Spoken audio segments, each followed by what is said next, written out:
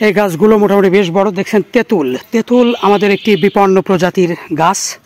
প্রচুর পরিমাণে এটিতে রয়েছে ভিটামিন সি সহ নানান উপাদান, গরমের হাত থেকে হৃদরোগ থেকে বাঁচাতে। দেখছেন গাছটা বিশাল বড়। কয় ফিট হবে আঙ্কেল? 6 ফিট এবং বিশাল বড় গাছ। আমলকি ওইটা হবে প্রায় 8 ফিট, বিশাল বড়। আমলকি এটা হবে 10 ফিট। হ্যাঁ ওইটা আমলকি, বড় আমলকি দুইটা দিয়ে দেন। 10 ফিট, বিশাল বড় গাছ। এই গাছগুলো যদি আমরা লাগাই তাহলে আমাদের গাছগুলো কি বেঁচে যাবে, তাই না? একটা গাছের পিছনে আমাদের অনেক টাকা খরচ আছে। তারপর নেট, তারপর হচ্ছে গিয়ে সুই সুতা, এরপর হচ্ছে ভাড়া। আমাদের বৃক্ষরোপণ করতে গেলে সেই সকাল থেকে সন্ধ্যা নাস্তা 2-3 বার খাওয়া লাগে না মুরব্বী? আপনি কি বলেন? হ্যাঁ, এই যে গাছ উগলান, গাছ ই করেন, পরিশ্রমে 4 বার খাই। 4 বার খান ম্যাক্সিমাম। হ্যাঁ 4 বার খান। হ্যাঁ, 4 বারে কত টাকা খরচ হয়? 4 বার 4 25 100 টাকা। তারপর দুপুর বেলা ওই রকম 100, মানে 200 টাকা ডেলি এই কাজ করতে গেলে খাবার লাগে। আমাদের খরচ আছে প্রত্যেক দিন 200 টাকা খাওয়া খরচ সব দিয়ে।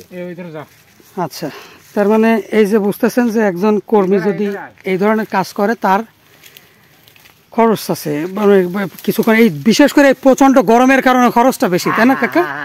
স্যালাইন টেলাইন অনেক কিছু, স্যালাইন টেলাইন দিয়ে গরমের কারণে খরচটা অনেক বেশি। কিছু আছে, স্যালাইন আছে, লেবু আছে, অনেক কিছু আছে। আবার যাতে গরম কাটে শরীরে, যাতে গরমটা কম থাকে, যার জন্য। তা একটা গাছের দাম যদি ডাবল হয়, 3 ডবল হয়, 4 ডবল হয়, তাও আমরা 100 গাছ না লাগাই, আমরা যদি 10টা গাছ লাগাই, এই সাইজের 10টা গাছ লাগাই, এই গাছ বেঁচে যাবে। এবং এই গাছ কিছু এই গাছ নিরাপত্তা বা খুব বেশি দেওয়া লাগবে না, সমস্যা নেই, ঝুঁকি খুবই কম। ঠিক আছে, তার মানে এই টাইপের গাছ আমাদের অবশ্যই যদি আমরা লাগাই, খরচ একটু বেশি হইলেও আমরা পরিমাণে কম লাগাইলাম। আমরা 100 গাছ লাগাই, আমরা সেখানে মাত্র 20টা গাছ লাগাইলাম। 100 গাছের জায়গায় 20টা গাছ লাগাইলে ওই 20টা গাছই আমাদের ইনশাল্লাহ টিকে যাবে, তাই না? হ্যাঁ, এটা 12 ফুটের মতো হয়ে যাবে না? এটা 12 ফুট। হ্যাঁ হ্যাঁ, দাঁড়ান একটু সারাই নেন। সুন্দর, হ্যাঁ, বিশাল বড় গাছ, চমৎকার। হ্যাঁ, গাছ লাগাইতে হবে কি এই সাইজ। খিস গাছ লাগায় কোনো লাভ আছে? ওগুলো হয় না। সুতরাং আমরা 100টা লাগাবো না, আমরা 20টা লাগাবো। কিন্তু গাছের মতো গাছ লাগাইলে এই গাছগুলো টিকে যাবে, বড় হয়ে যাবে, বেঁচে যাবে।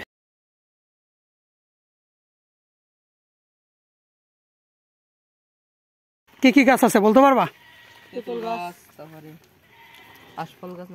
হ্যাঁ, এটা হচ্ছে তেঁতুল গাছ। কেমন হয়েছে গাছটা? সুন্দর। আচ্ছা,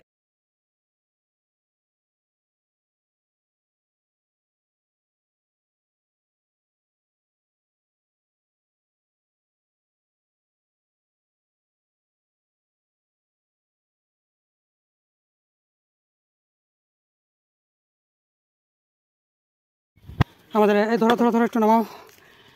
সকাল ধরে এই বাঁশগুলো আমরা 2 জনে মিলে যে বট গাছ, ক্লান্ত হয়ে বসে আছে বট গাছের তলায়, সে আর আমি কেটে নামিয়ে ঝেড়ে তারপর পিস পিস করে নিয়ে আসছি। এখন আমরা এগুলো বসে বসে ফাড়বো। প্রচুর পরিশ্রমের কাজ এই প্রচণ্ড গরমে, তাই না? প্রচুর পরিশ্রমের কাজ। এই যে সকাল ধরে বাঁশ কাটা, তারপর হচ্ছে গিয়ে এই বাঁশ ফাড়া, চটা তৈরি করা, কুটি, তারপর এই প্রচণ্ড গরমে খুঁটি পোতা, গাছ পোতা, খুঁটি পোতা, তারপর হচ্ছে গিয়ে নেট কেটে নেট বাঁধা। নেট বাঁধা একটা ধৈর্যের ব্যাপার। ধৈর্যের ব্যাপারটা কেমন আপনাদেরকে একটু দেখাই, কেমন ধৈর্যের ব্যাপার। এই যে গাছ, এই খুঁটির সঙ্গে এখানের সঙ্গে একাধিকবার বাঁধন দিতে হবে এবং এই নিচে বাঁধতে হবে, এই সাইডটা, ওই যে ভিতরের টা দেখতেছেন ওইটাও বাঁধা, ভিতরের খুঁটির সঙ্গে কিন্তু গাছটা বাঁধা। হ্যাঁ, এভাবেই মূলত বাঁধতে হবে। বাঁধাটা অনেক ধৈর্যের ব্যাপার। চিকন সুতা এবং এই ঘোড়ায় গিট্টু দেয়া, আগে ইসের সঙ্গে বাঁধা, এটা হচ্ছে গিয়ে নিয়ম। হ্যাঁ, এই যে বাঁধা, এটা অনেক ধৈর্যের কাজ, সময়ের কাজ, ধৈর্য লাগে এই বাঁধতে। সব মিলায়ে একটা গাছের দাম কত? 100 টাকা। একটা গাছের দাম ধরেন 100 টাকা। তো 100 টাকার একটা গাছ কতটুকু হবে? 4 ফিট, 5 ফিট, 4 ফিট হবে। তাই একটা গাছ যদি 100 টাকা হয়, তাহলে একটা গাছের পিছনে বাঁশ আছে, আমরা 4টা চটা দিই একটা গাছে, নেট দেই। এবং আমাদের এখানে এই যে দেখছেন যে একটা টং দোকান আছে, এই টং দোকানটা, এটা থেকে আমরা আমাদের স্বেচ্ছাসেবী যারা সকাল ধরে কাজ করে, আমরা ওর স্যালাইন, পানি, তারপর বিভিন্ন সময় যে কজন 2 থেকে 3 বার নাস্তা করা লাগে। আর এটা এমনই প্রত্যন্ত এলাকায় যেখানে দুপুরে খাবার কোনো ব্যবস্থা নেই। আমরা 3টা থেকে 4টা পর্যন্ত গাছ লাগাই, তাই না? 3টা থেকে 4টা পর্যন্ত গাছ লাগাই, যে সদস্যরা এরা এলাকার, এরাও আমাদের সঙ্গে থাকে। তা আমাদের দুপুরে খাবারের কোনো ব্যবস্থা নাই, তো আমরা এই দোকান থেকেই বেশি খাই। মাঝে মাঝে চিন্তা করি যে লোক বেশি হলে আমরা এখানে এই গ্রামের ভিতরে যে ঘের আছে, মাছ নিয়ে, শাপলা টাপলা আছে, এগুলো দিয়ে আমরা এখানে বসে দুপুরে রান্না করে খাবো। কিন্তু ওইটা আসলে সম্ভব না, কারণ রান্না করে খাইতে গেলে আবার এখানে এই 2-3 জন এই রান্নার পিছনে 2-3 জনের শ্রম নষ্ট হয়ে যায়। এই জন্য আমরা একটু খাবারে কষ্ট করি। যদিও বাইরে থেকে দোকানের খাবার খাইলে কিন্তু খরচ অনেক বেশি, তাই না? খরচ অনেক বেশি। তাহলে বাঁশ দিয়ে আমাদের নাস্তা দিয়ে, ওই যে ভ্যানটা, এই বাঁশগুলো আমরা রিজার্ভ করে নিয়ে আসছি, গাছগুলো নিয়ে আসছি, আমরা দিছি 220 টাকা দিছি। এর আগে আমরা 2 ভ্যান ভরে নিয়ে আসছি। আমাদের দূর দূরান্ত থেকে স্বেচ্ছাসেবীরা আসে, একজন স্বেচ্ছাসেবী আসে সেই লাকুয়াটি থেকে, তাকে আনতে নিয়ে আসতে আমাদের প্রায় ওখানে 150 টাকা খরচ আছে। আবার আমরা যাব, সব মিলে যাতায়াত ভাড়া দিয়ে একটা গাছের পিছনে কত টাকা খরচ হতে পারে? একটা গাছের দাম ধরো 100 টাকা, আর বাকি মেনটেন, বাস ভাড়া ঠাড়া, আমাকে চা নাস্তা দিয়ে একটা গাছের পিছনে 300 টাকা। এভারেজে কত লাগবে? তোমরা তো দেখতেছো আমরা গাছ লাগাচ্ছি, বাড়ি 300 হ্যাঁ, একটা গাছের পিছনে কত লাগবে? 300। তার মানে ওরা বলতেছে যে 300 টাকা একটা গাছের পিছনে। তার মানে গাছ আপনি দলে ধরেন 100 টাকা, আর একটা গাছ আমরা উপহার পাইছি।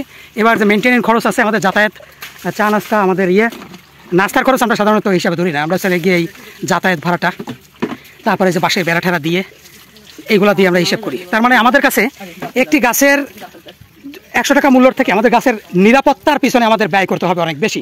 এবং গাছের নিরাপত্তা, গাছের একটা গাছ আমাদের একটা সন্তানের মতো। যদি আমরা গাছগুলোকে নিরাপত্তা দিতে পারি পর্যাপ্ত পরিমাণে, এবং গাছগুলোর যদি মালিকানা এলাকাবাসীকে আমরা দিয়ে দিই, তাদেরকে যদি বিষয়টা বোঝাইতে পারি, তাহলে আমরা কিন্তু এই গাছগুলোকে বাঁচাইতে পারবো। এলাকার মানুষ, ছেলেরা যথেষ্ট আন্তরিক, এরা অনেক সাহায্য করে আমাদেরকে, এলাকার মানুষ আমাদেরকে অনেক সাহায্য করে, তাহলে কিন্তু আমরা গাছগুলো বাঁচাইতে পারবো। পরিবেশটা দেখেন, এই যে ছোটো ছোটো, আচ্ছা এটাকে কী শাপলা বলে? এটা কী শাপলা বলে? সুন্দি নাইল। নাইল মানে হচ্ছে কি আপনার আঞ্চলিক ভাষায় নাইল, শাপলাকে নাইল বলা হয়, জাতীয় ফুল শাপলা। এটা সুন্দি নাইল বলা হয়। এটা কালারটা, রঙটা এত সুন্দর, সেটা আমি আপনাদেরকে দিয়ে দেবো পরে। তার মানে এই যে আর এই যে দেখছেন রোদে পুড়ে কালো মিসমিস হয়ে গেছি, কিছুদিন আগে প্রচুর ফর্সা ছিলাম, প্রচুর ঘাম। এই রোদে এসে আমাদের সঙ্গে কেউ অংশগ্রহণ করতে চায় না বেশিরভাগই। আমরা এই যে বিশাল বড় আমলকি গাছটা এখানে লাগাবো, এটা প্রায় 15 ফিট হবে। আমলকি গাছটা লম্বা 12 ফিট হবে, 12 ফিট। আমাদের সঙ্গে রয়েছেন এই অঞ্চলের আমাদের সম্মানিত মুরব্বী কবির খান চাচা। এই সারি দিয়ে আমাদের গাছগুলো লাগানো আছে, ওই যে ওই সাইড দিয়ে বিপন্ন প্রজাতির গাছ যেগুলো হারিয়ে যাচ্ছে, এই সাইড দিয়েও কিছু গাছ লাগানো হয়েছে, আমরা একটুগুলো বেড়া দেবো। আমলকি গাছটা হচ্ছে কি বিশাল বড়। আমলকিতে এইখানে যারা আসবে, এই ব্রিজের উপর বসবে, এখানে একটা পর্যটনের মতো হবে। এখানে যারা আসবে তারা এই গাছ থেকে আমলকি পেড়ে খাবে। এলাকার যারা শিশুরা রয়েছে তারাও কিন্তু এখান থেকে আমলকি পেড়ে খেতে পারবে। অর্থাৎ আমলকি প্রচুর পরিমাণে ভিটামিন সি এবং রোগ প্রতিরোধ। দাও দিয়ে, ওটা দাও দিয়ে কাটো, দাও দিয়ে হাত দিয়ে টান দিয়ে না, মাটিগুলো জড়ে যাবে কিন্তু, সাবধানে, খুব সাবধানে। তার মানে এখানে এই গাছটা যদি আমরা বাঁচাতে পারি, প্রচুর পরিমাণে আমলকি এখানে হবে, এবং আমলকি হওয়ার ফলে যেটা হবে সেটা হচ্ছে এই অঞ্চলের শিশুরা পেড়ে খেতে পারবে, আর তাদের একটা রোগ প্রতিরোধ ক্ষমতা এখানে তৈরি হবে। আরে আল্লাহ, মাটিগুলো দূরে নাও। আচ্ছা ভাই একটু ধরেন। কবির খান চাচা এই বৃক্ষটা রোপণ করছেন। বৃক্ষটা বিশাল আকৃতির এবং অত্যন্ত চমৎকার, সুন্দর। ভাই আজকে এসে আমাদের এই টং দোকানটা বন্ধ ছিল, তো আমরা চিন্তা করতেছিলাম কি খাবো, যেহেতু আজকে বাঁশ কাটতে কাটতে বেজে গেছে সকাল 10টা। এরপর নার্সারি থেকে বৃক্ষ উপড়াইতে সময় লেগে গেছে অনেক। এসে দেখি যে দোকানটা বন্ধ। এখন আমরা এই দুপুরে প্রচণ্ড পিপাসার্থ, ক্ষুধার্ত, চা তো অবশ্যই খেতে হবে, নইলে এনার্জি লস। এখন বাজে প্রায় 2টা। ঠিক এই সময় আমাদের কাজ প্রায় শেষের দিকে, তখন আমাদের কাজকে শুভ উদ্বোধন করতে এসছেন আমাদের আলোর মিছিলের অন্যতম গুইসাব ভাই, এবং রয়েছে সজল কুমার বিশ্বাস, কিন্তু সজল কুমার বিশ্বাস আবার যেহেতু একটু সমস্যায় ছিল, কি সমস্যা ছিল? আমি একটু একটা অফিসে কাজে ছিলাম, অফিসের কাজে ছিল, আর তার আইডি হ্যাক হয়ে গেছিল, সে পেরেশানিতে ছিল, এই জন্যে আসতে পারে নাই, মনোযোগ ছিল না, কিন্তু চলে আসছে শেষের দিকে আইসে কাজের উদ্বোধন করতে আইসে, যদিও এখন কিছু কাজ করবে তার আইসে। দেখেন নেট এটির মধ্যে কাটা সারা, যে গাছগুলো বাকি আছে ওই সাইডে কয়টা এই সাইডে কয়টা, এগুলো নেট দিয়ে ঘেরা দেওয়া হবে।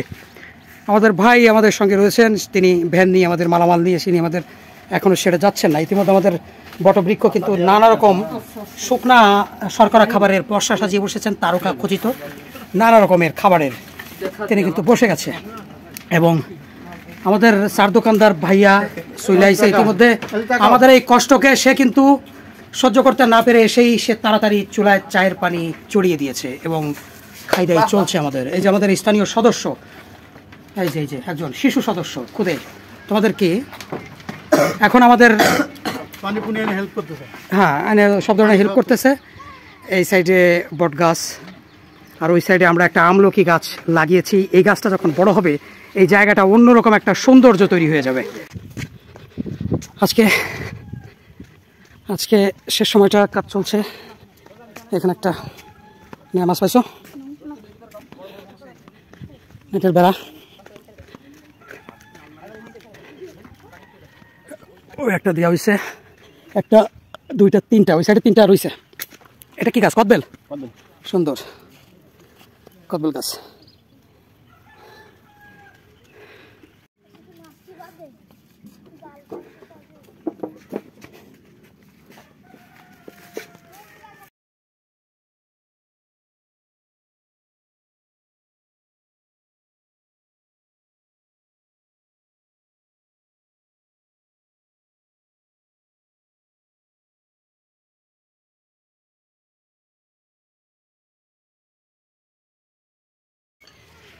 আজকের মতো আমাদের কর্মসূচি আমরা এখানে শেষ করব, প্রায় 3টা বাজে। ওই সাইডের সব কটা গাছে মোটামুটি বেড়া দিয়ে শেষ, হ্যাঁ নেট লাগানো বাঁশ কুটি পোতা শেষ, সারি সারি গাছ চমৎকার। আর এই গাছটা আমরা লাগিয়ে আজকের মতো কর্মসূচি সমাপ্ত করা যায়, তাই না সজল? জি, আজকের মতো কর্মসূচি এখানে সমাপ্ত। আর তেঁতুল সহ গাছগুলো আগামীকালকে রোপণ করা হবে। যারা যারা ফ্রি আছেন আগামীকালকে শুক্রবার চলে আসেন, লোক বুঝে সংখ্যা বুঝে এবং আলোচনা অনুযায়ী দেখা গেল যে আগামীকালকে শুক্রবার দুপুরে এখানে একটু রান্নাবাড়া খাওয়া দাওয়ার আয়োজন করা হতে পারে, যদি আমরা সে পরিস্থিতি বুঝি। আমাদের শেখ সম্রাট ফিরোজকে অসংখ্য ধন্যবাদ। এ যাবৎকাল যত বাঁশ লেগেছে সব সম্রাট দিয়েছে, এবং খান আরিফ কার্যনির্বাহী কমিটির সদস্য এক বান্ডিল নেট দিয়েছে, এবং আমাদের খালিদ ভাই আমাদেরকে নেট সহ কিছু অর্থ অনুদান দিয়েছে, 2 বান্ডিল নেট সহ অর্থ অনুদান দিয়েছে। সকলের প্রতি কৃতজ্ঞতা প্রকাশ করছি, এবং যারা যারা এই অঞ্চলে বৃক্ষরোপণে অংশগ্রহণ করেছেন, সহযোগিতা করেছেন সার্বিক সকলের প্রতি কৃতজ্ঞতা প্রকাশ করছি। খালটা বিশাল, 1000 গাছ লাগানো যাবে, আমরা কেবল 100 গাছের মতো লাগিয়েছি, এখনও 900 গাছ। যদিও এই গাছটি লাগাতে আমাদের দেরি হয়ে গেছে, তার কারণ আমরা বিভিন্ন উপজেলায় বৃক্ষরোপণে ছিলাম, এবং তারপর শুরু হয়ে গেল ছাত্র আন্দোলন, এরপর বন্যা, আমরা অনেক পিছিয়ে গেছি। এই বন্যা এবং ছাত্র আন্দোলনের এই যে দেশে যে বৈষম্য বিরোধী আন্দোলন, তারপর গণ অভ্যুত্থান, এর কারণে আমরা মোটামুটি পিছিয়ে গেছি। তা না হলে আমরা এই খালটা আমরা টোটালি আমরা পরিপূর্ণ করে বৃক্ষরোপণ করে ফেলতে পারতাম, কিন্তু আমরা পিছিয়ে গেছি। এখন এখনকার সময়টা একটু চ্যালেঞ্জিং, তার কারণ যেটা করতে হবে সেটা হচ্ছে গিয়ে এই যে আরও বিশাল এরিয়া রয়েছে গাছ লাগানোর জায়গা, সেগুলা আমাদের এই যে সমস্যা হচ্ছে গিয়ে বৃষ্টি নাই এবং প্রচণ্ড রোদ খরা, এই জন্যই কাজ করতে খুব কষ্ট। আর খালের পাড়ে গাছ লাগাইলে যেটা হবে সেটা হচ্ছে কি মাটিটা ভিজে থাকবে, সুতরাং পানির সমস্যা হবে বলে মনে হয় না, গাছ পানি পাবে, যেহেতু এই যে খালের পাড়ে প্রচুর পানি রয়েছে, মাটিটা ভেজা থাকবে, পানি নিয়ে গাছের কোনো সমস্যা হবে না। আর যত্ন তো এলাকাবাসী যদি থাকে, গরু ছাগল যদি একটু সাবধানে রাখা যায়, তাহলে এই খালপাড়টা 1000 গাছ এবং এই যে ফলজ বনজ ঔষধি এবং দৃষ্টিনন্দর শোভাবর্ধনকারী যে গাছগুলো, ফুল গাছগুলা, এগুলো যখন হবে সুশোভিত একটা মনোরম দৃশ্যে পরিণত হবে এই জায়গাটা। সেই প্রত্যাশায় আমরা আগামী 3 থেকে 4 বছরের মধ্যে এর সুফলটা আমরা পাবো। তখন দেখা যাক। আপনাদের সকলের সহযোগিতা থাকলে এই গাছগুলো আমরা বাঁচাতে পারবো। অসংখ্য ধন্যবাদ। যারা আগামীকালকে শুক্রবার অংশগ্রহণ করতে চান, ছুটির দিন আছে, আমাদের সঙ্গে অংশগ্রহণ করুন। একটু প্রস্তুতি নিয়ে আসবেন যাতে পরিশ্রম করতে পারেন। প্রচণ্ড রোদে আমরা হাতে গোনা 5 থেকে 6 জন লোক কাজ করতেছি। এলাকার কিছু মানুষ একটু অংশগ্রহণ করে, দূর দূরান্তে অনেকেই স্টুডেন্ট যাদের লেখাপড়া রয়েছে, চাকরি বাকরি রয়েছে। আমি একটানা কয়েকদিনের ছুটি নিয়ে এসেছিলাম, এই ছুটিও আমার প্রায় শেষ। তো কত দূর এগোতে পারবো কিনা জানি না, একটু চ্যালেঞ্জিং এবছরের জন্য। এবছর যদি আমরা এই গাছ টার্গেটটা, এই খালটা আমরা পূরণ করতে পারি, তাহলে এই খুলনা অঞ্চলের মধ্যে আমরা ব্যাপক পরিমাণে বিশাল বড় টার্গেটের একটি বৃক্ষরোপণ আমরা পরিশ্রম দিই। আমরা যদি বৃক্ষগুলো শুধুমাত্র মানুষকে স্কুলে অনুদান দিয়ে দিতাম, তাহলে আমাদের সময় বেঁচে যেত, আমাদের পরিশ্রম বেঁচে যেত, আমাদের খরচ হতো না। কিন্তু বেশিরভাগ ক্ষেত্রেই দেখা যায় যাদেরকে এই স্কুলে গাছ দেওয়া হয়, অনেকেরই জায়গা নাই, আর অনেকেরই জায়গা থাকলে অল্প জায়গা, কোনো বাড়িতেই কিন্তু আপনি ফাঁকা জায়গা পাবেন না। সবাই এখন গাছ লাগায়, আর বাড়িতে জায়গা নাই, খোলা জায়গা নেই। এনারা করে কি, বেশিরভাগ নিয়ে গাছ লাগায় না, ফেলে রেখে দেয়। আবার অনেকেই গাছ ছায়ার মধ্যে লাগায়, যার কোনো এই গাছগুলোর তেমন কোনো কাজে আসে না। এজন্যই আমাদের ইয়েটা হচ্ছে বা আমাদের গাছ লাগাতে হবে, নিজেদের গাছ লাগাতে হবে পরিশ্রম করে। যে সমস্ত এলাকায় কেউ গাছ লাগায় না, গাছ বাঁচার সম্ভাবনা কম থাকে, মানুষ লাগায় না, পরিশ্রম অনেক দূর দূরান্ত, প্রচুর পরিশ্রম। আরেকটা ব্যাপারটা হচ্ছে গিয়ে ব্যাপক খরচ সাপেক্ষ সময়ের ব্যাপার, এই জন্যে কেউ গাছ লাগায় না। কিন্তু এই যে দায়িত্বটা কেউ পালন করে না, সেটা তো কারো না কাউকে করতেই হবে। খোলা জায়গাগুলো, এত বড় একটা বিশাল খাল, পাশের গাছগুলো কেটে ফেলা হয়েছে, এখন একটা মরু ভাব চলে আসছে। এখানকার মানুষ যারা মাছ শিকার করে, এই প্রচণ্ড রোদে বসে তারা কিন্তু মাছ ধরে। আমরা যদি এই গাছগুলো লাগিয়ে দিই, তো একটা সুশোভিত মনোরম একটা দৃষ্টিনন্দন, একটা আরামদায়ক পরিবেশ তৈরি হবে। সকলের জন্য শুভকামনা। আসসালামু আলাইকুম রহমতুল্লাহ।